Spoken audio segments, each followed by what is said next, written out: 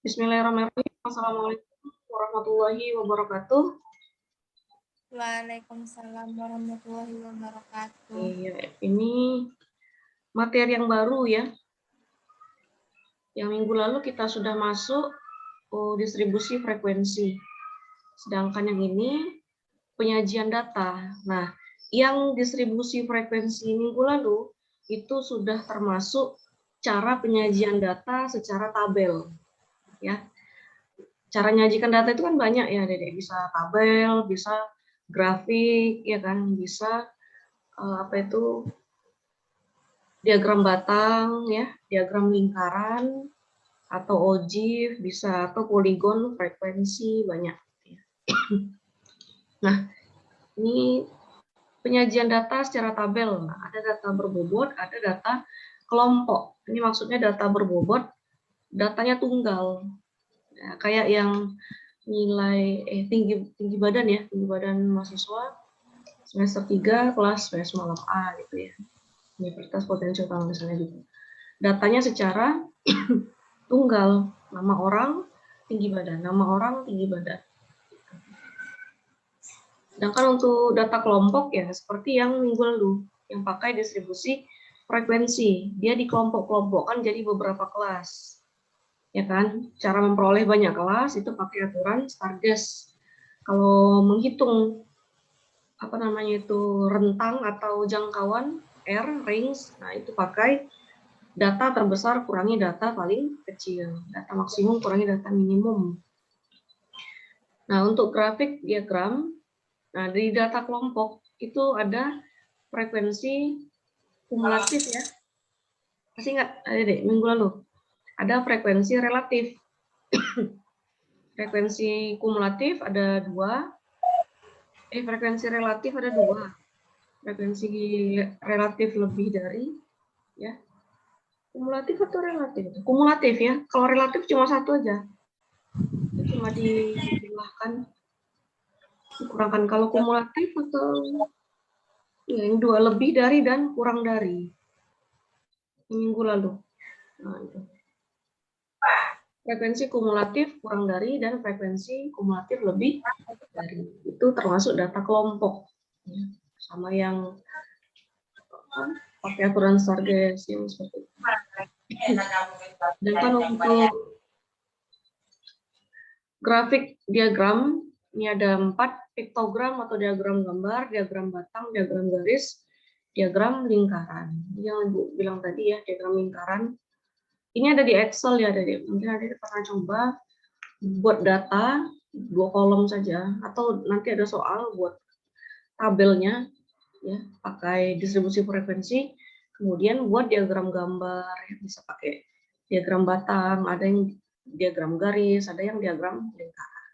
Semua menu-menu ini ada pada Excel, Microsoft Excel. Nah, ini penyajian data dalam bentuk grafik, diagram gambar atau piktogram ya.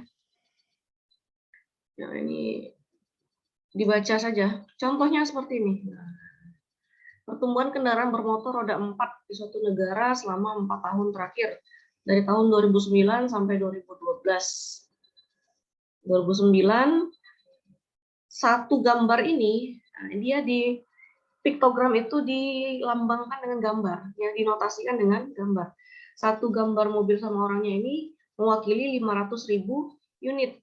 Nah, berarti kalau 2, 1 juta ya kan? Nah, tapi dia disingkat, ribuannya diambil, jadi dibuat 1000 saja. Maksudnya di sini dalam ribuan unit, kali 1000, ya. 1000 kali 1000 kan 1 juta. Nah, karena satu gambar mewakili 500.000, jadi dibuatlah 2 gambar. Paham kira-kira, Adik? Tergantung ini ya, tabelnya mau kita buat satuan apa. Ini dalam ribuan dia, jadi angka yang tertera di sini tidak terlalu besar. Ya, menghemat tempat juga. Lagian lihatnya kalau besar kan agak pening ya. Makanya data-data yang besar itu Adik-adik dia di big data itu dinotasikan saja. Atau satuannya disingkat. Ya, macam ini kan ribuan atau dibuat per sejutaan bisa ya.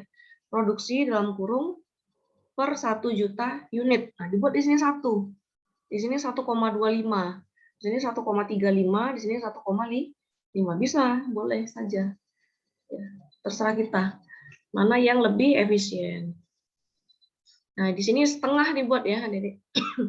Kalau setengah berarti 250. 250. Di sini 3/4. Nggak sampai 3/4. Dia 350, berarti 250 tambah sedikit. Tapi kekurangannya, kalau melalui gambar, dia tidak bisa mewakili bilangan yang pecahan atau desimal, ya kan? Satu gambar itu kan mewakili angka yang bulat, angka yang diskrit, ya. Maksudnya yang apa ya? Nggak berkoma dia. Kalau ini kan nggak mewakili pecahan maksudnya. Satu gambar dia mewakili 500.000. Nah, bagaimana kalau 250? Bagaimana kalau 150? 150 kan kayak mana baginya? Dikurangi lagi nih kecil ya, tinggal bebannya aja. Ya kan? Jadi gambar kekurangannya dia tidak bisa mewakili bilangan yang desimal, bilangan yang pecah. Ya, bilangan yang rasional, dia hanya ya per ini atau kelipatannya baru bisa dipahami orang. Gitu. Untuk yang diagram batang, nah ini mudah ya. Penyajiannya dalam bentuk batang tegak. Contoh, penjualan sepeda motor dalam kurun waktu 6 bulan. Nah, ini gambar diagram batang. Dibuat manual bisa, tapi kalau datanya besar, itu pakai software ya. Pakai Microsoft Excel bisa, pakai SPSS bisa. Yang paling sederhana Excel, karena itu sangat mudah dijumpai ya. Otomatis dia terinstall di laptop atau komputer, sedangkan SPSS kan harus kita install balik, kita install ulang. Nah, ini bulan pertama 200, enggak 200, iya. Bulan kedua 150, bulan ketiga 300, bulan keempat 400 ya, bulan kelima 250, bulan keenam 100. Ya, ini penyajian data dalam bentuk diagram batang. Bu pikir ini mudah dipahami sebenarnya, tapi namanya statistik matematika harus dijelaskan ya, ya kan? Sedangkan nggak dijelasin aja, kita kadang masih bingung ya kan? Cuma dikasih ini filenya baca, masih banyak yang bingung. Nah ini warna ya, diagram batang tegak, cuma warnanya nggak ini ya, tidak dipakai pada grafik. Diagram batang yang tegak sama kayak tadi sih sebenarnya. Ini diagram batang yang mendatar. Posisinya datar, horizontal. Kalau ini posisinya vertikal. Terserah mau pakai yang mana untuk menyajikan data. Nah, ini apa bedanya dengan yang tadi? Ini diagram batang majemuk. Perbandingan jam pelajaran matematika, fisika, kimia, dan biologi berdasarkan kurikulum 2004. Ini kelas 2, kelas 1 atau 2, ini kelas 3. Kelas 3 IPA. Ya, yang pakai IPA itu kan jurusan IPA ya, kelas 3. Kelas 1 dan 2 zaman Ibu belum penjurusan, Adik-adik. Mungkin setelah 2013 baru kurikulum KBK. Itu baru penjurusan dia, kelas 2. Iya kan? Adik-adik ada yang jurusan IPA atau IPS dulu? Atau SMK nggak ada ya jurusannya langsung dia. Kalau jurusan IPA IPS di kelas 2 sudah dipisahkan, kan? Tapi masa Ibu kurikulum 2004, saya kurikulum berapa ya?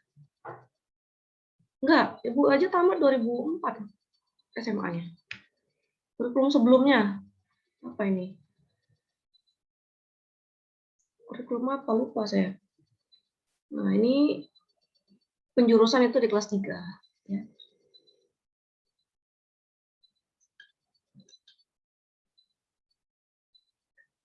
Oh iya, KBK dulu, masih KBK. Sebelum KBK lagi, sebelumnya lagi. Kurikulum tahun berapa itu. Tapi untuk jurusan bahasa belum ada pada saat itu. Dia dibuka jurusan bahasa kalau di sekolah tersebut ada 3 orang jurusan bahasa yang berbeda. Mungkin adik-adik masih ingat. 2004 ada dia masih kelas berapa ini? Tahun 2004. 2 tahun, Bu. Hah? Masih 2 tahun? Belum sekolah berarti ya? Berarti lahirnya tahun 2002? Iya, Bu. Iya. Ya. Oh. 2002 saya SMA kelas 2. Kelas 2 atau kelas 1 gitu ya, kelas 1 akhir SMA. Ya, itulah ya. Yang penting di sini cara menyajikan data. Kalau dia majemuk, bisa berimpit, tapi dibedakan warna ya. Atau kalau dia arsiran, ini dibuat miring misalnya. Ini dibuat arsirannya tegak. Atau satunya tegak, satunya datar. Arsiran ya, tapi bagusnya pakai warna saja biar nggak repot. Ini diagram batang bersusun. Jumlah buku pelajaran SD, SMP, SMA yang dicetak penerbit. Berarti yang banyak itu adalah buku terbitan SD, ya kan? Kalau kita perhatikan secara garis besar, nah ini 3, di sini 4, di sini 3, di sini 4, di sini 4 lagi. Kalau SMP, nah jadi lihat selisihnya ya. Ini kan 3 ke 7, berarti 4. 3 ke 6 ya, berarti dia 3. Di sini 6 ke 4, berarti 2. Di sini 3 ke 7, 4. Nah, cara baca ini hati-hati adik-adik, bukan dari 0 ke 6 yang SMP. Dia hitungnya dari 3. Berarti 6 kurang 3, 3. Satuannya misalnya ribuan, berarti 3000 unit misalnya. Ya. Ini yang SMA lebih sedikit. Karena mungkin yang bisa sekolah sampai tingkat lanjut sedikit ya. Ini tahun 2006 2010 iya, sedikit sekali. Apalagi di pedesaan. Yang penting di sini adik-adik harus tahu cara membaca datanya. Cara membaca datanya. Atau kalau ada soal harus bisa menampilkan data tersebut dalam bentuk grafik atau diagram batang atau nanti ada diagram lingkaran. Gitu. Itu yang penting ya. Maksudnya bisa buka di Excel masing-masing adik-adik. Kita nggak ada praktek ya adik-adik. Jadi ya harus ini sendiri, explore sendiri. Paham ya? Nah, untuk diagram garis, diagram yang digambarkan berdasarkan satuan waktu. Kegunaannya untuk melihat gambaran tentang perubahan peristiwa suatu periode dalam jangka waktu tertentu. Ini peramalan juga pakai ini ya, peramalan atau forecasting. Contoh, curah hujan rata-rata per bulan dalam milimeter. Tercatat dalam Badan Meteorologi dan Geofisika, BMKG. Klimatologinya kurang ya, BMKG. Badan Meteorologi, Klimatologi, dan Geofisika. Nah, ini contohnya. Ini diagram garis ya. Atau dari diagram batang, bisa, tapi dihubungkan dengan garis. Nanti garisnya diagram batangnya dihilangkan. Bisa, seperti ini. Ya, ini namanya OGIF ya. Bukan. Ini poligon frekuensi. Ini histogram, ini poligon frekuensi. Paham ya, Dedek? Nah, beda poligon, ini poligon ya, sama diagram batang. Coba Dedek bedakan. Nah, ini diagram batang. Yang ini poligon. Apa bedanya? Ada yang tahu? Bedanya apa? Boleh diaktifkan mikrofonnya, Dedek, kalau mau menjawab.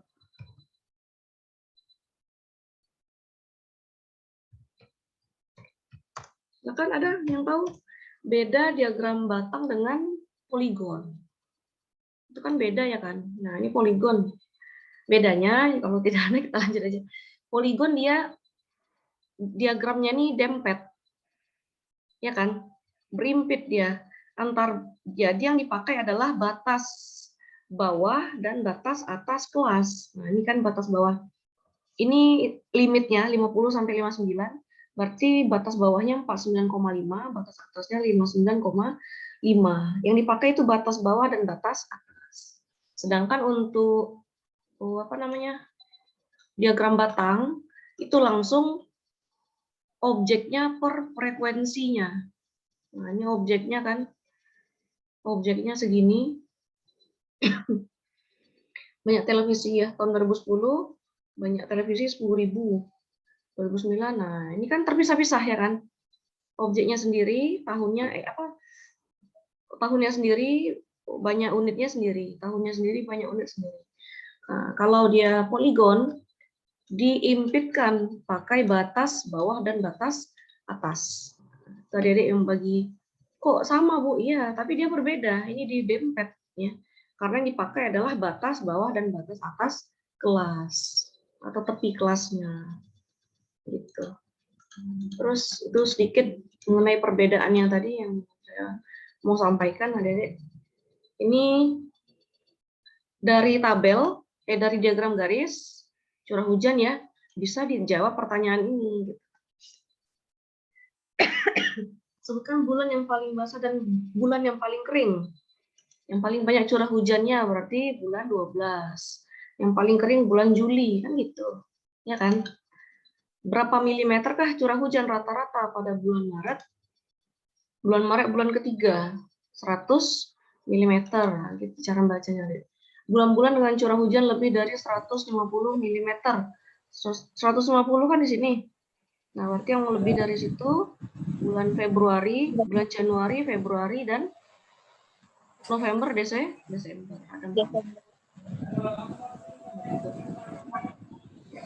Nah, ini diagram lingkaran. Diagram batang sudah, tabel sudah yang minggu lalu. Diagram batang ada beberapa ya, ada vertikal, ada horizontal, ada yang majemuk ya, ada yang berbobot, ada yang majemuk. Terus ada diagram garis. Nah, diagram lingkaran berikutnya. Ini diagram untuk menyajikan data dengan menggunakan daerah lingkaran. Terus totalnya harus dia 100%. Nah, contoh ini beras 100 kilo. Ini penjualan bahan pokok di toko Daha Makmur pada bulan Desember. Gula terjual 50 kg, minyak goreng terjual 75 kg, telur terjual 50 kg, tepung terigu terjual 25 kg. Nah, dibuatlah diagram lingkarannya. Kalau lingkaran kan dia harus 360 derajat kan, Dede.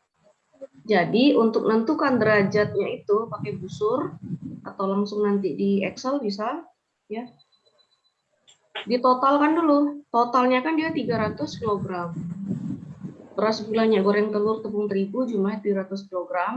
Kita cari persen, bukan persen, apa sih? Derajat dalam lingkaran. Nah, karena ini 100 kg per 300 kali 360 derajat. Nggak dibuat hasilnya ya. Di bawahnya ada nggak? Tidak ada. Nggak dibuat gambar dia. 100 per 300. 100 bagi 300. 0,33 kali 360. 119,99 derajat. Gambar dalam bentuk lingkaran nanti. Ini juga sama, gula 50 per 300 kali 360 derajat. Minyak goreng 75 per 300 kali 360 derajat. Buat sama dengan ya, Dede. Ini harusnya dibuat sama dengan ya. Ini nyuruh kita ngerjakan maksudnya. Jadi Dede, kalau mau cek lagi di rumah, nanti di buku catatan, ini boleh dihitung untuk latihan ya.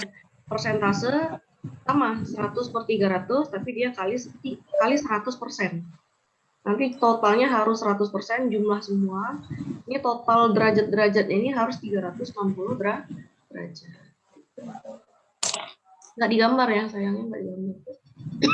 Nah, ini yang histogram dan poligon.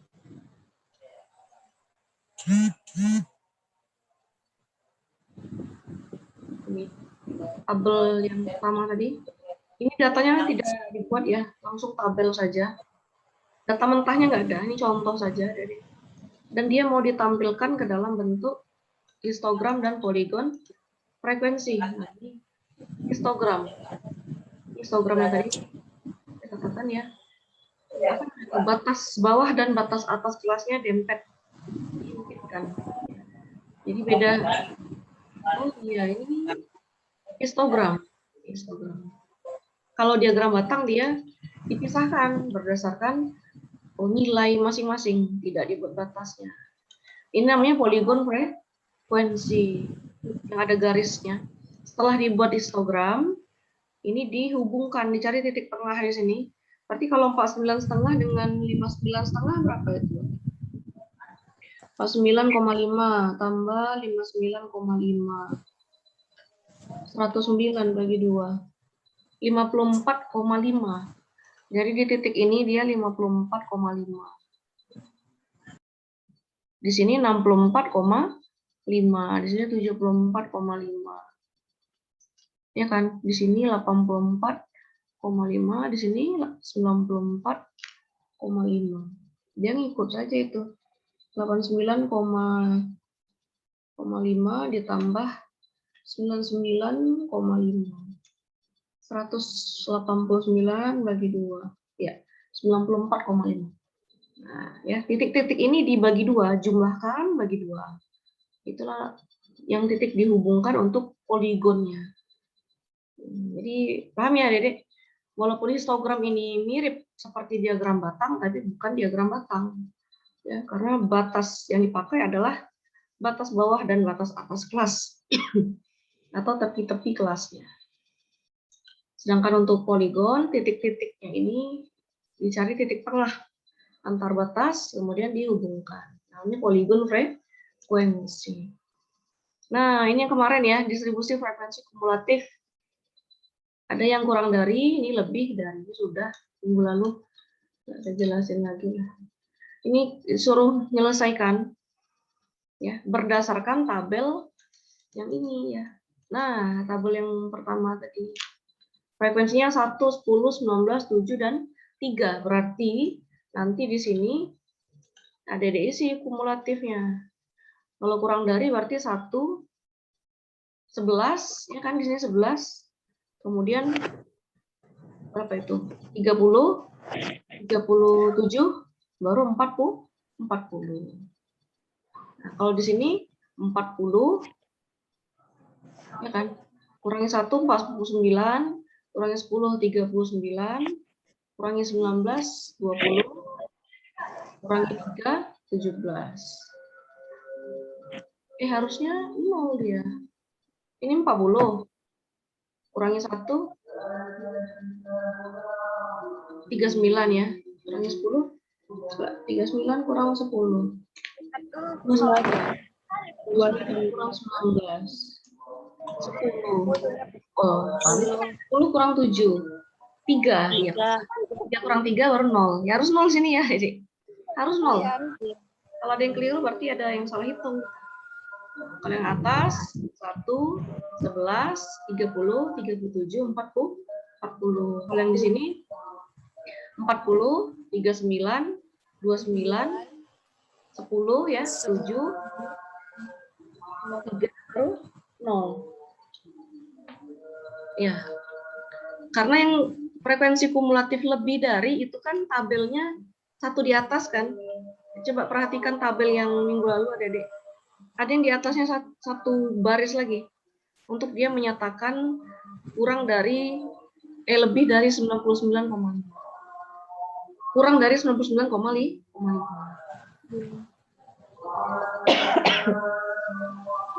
Boleh diperiksa lagi tabel yang minggu lalu ya. Yang penting hitungannya harus betul. Ini untuk ini sama ya kayak tadi. Cuma tepi atasnya di sini, tepi bawahnya. Iya, sama isinya di sini 4. Ini 1, ini 11, 30, 37, 40, 40 di sini 40. Atau di atasnya lagi 40 bisa.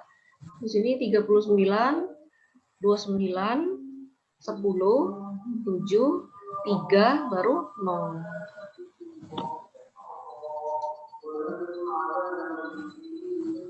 Iya. Diulang-ulang ya, Adik. Padahal kita sudah ngitung secara manual. Nah, ini tabel totalnya. Nah, ini maksud saya. Di atas ini dibuat satu baris.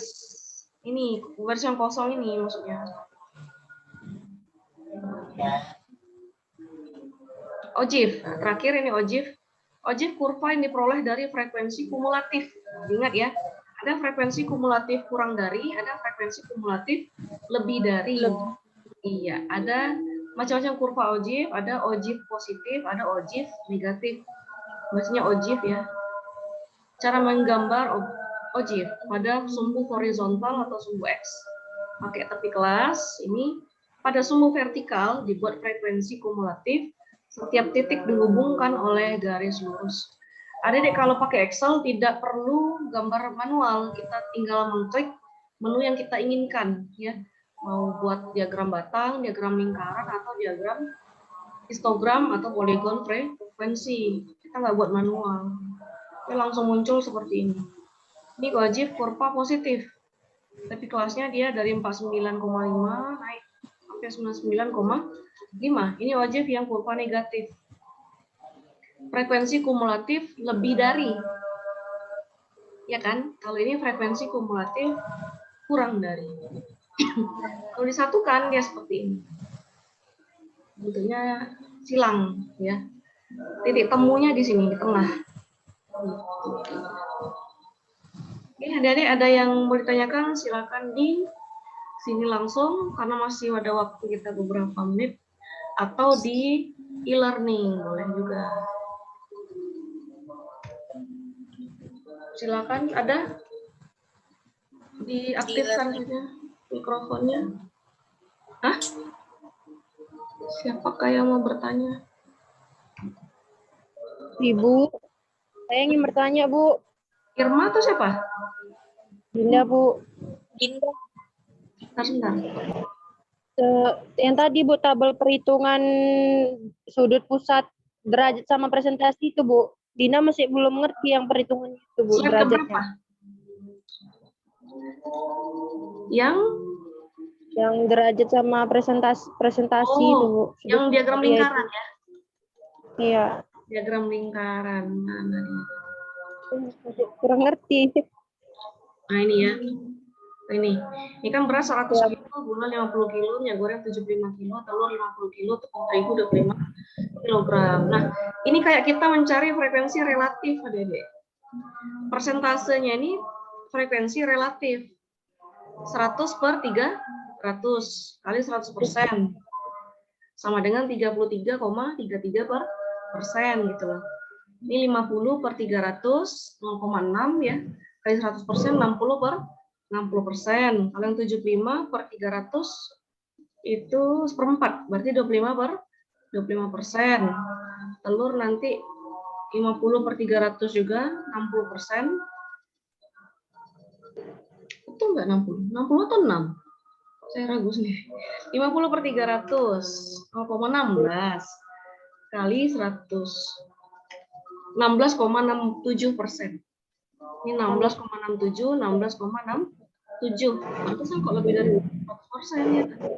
75 per 300. 75 per 300, 0,25 kali 100. 25. Ya, ini untuk yang 75. Yang ini 16,67%, ini 25%, ini 16,67%, yang ini yang 25 per 300 kali 100. 8,33%. 8,33%. Sedikit ya.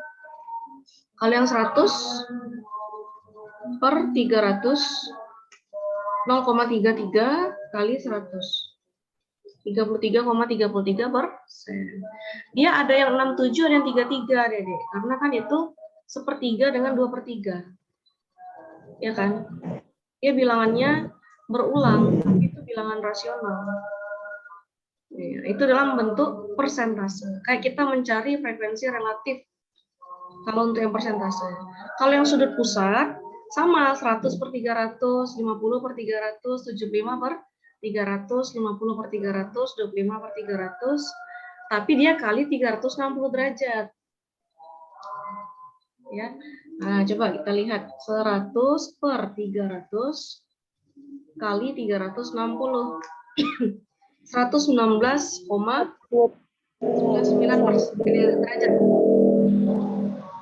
Nah, kemudian untuk yang 50, yang gula, berarti 50 per 300 kali 360. 60 derajat.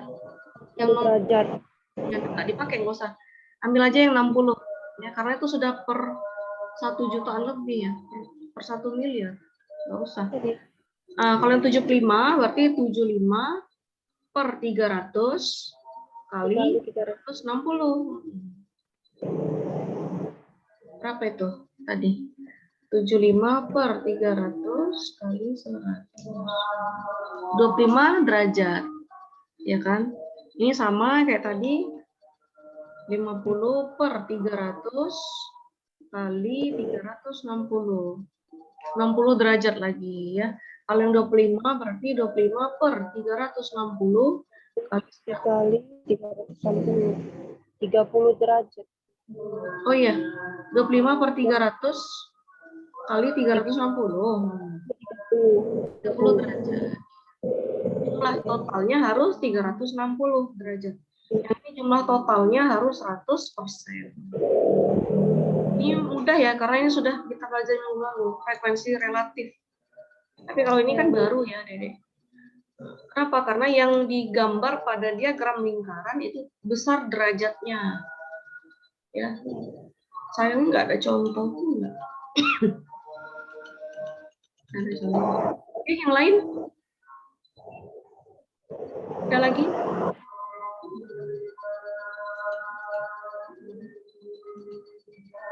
Siapa yang ingin menanyakan?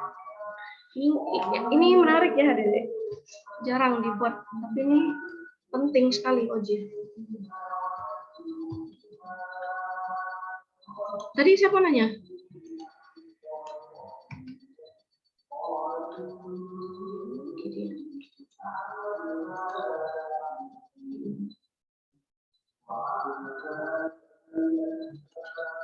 Oke, ada? Nah, yang itu boleh dibuat di learning-nya nanti ya. Sudah di-download belum materinya? Iya. Iya, ini Suci nggak ada. Boleh di screenshot yang tadi ya, Dede? Yang ada materinya. Sudah, Bu. Sudah, Bu. Karena kalau nggak di Zoom kan susah kita.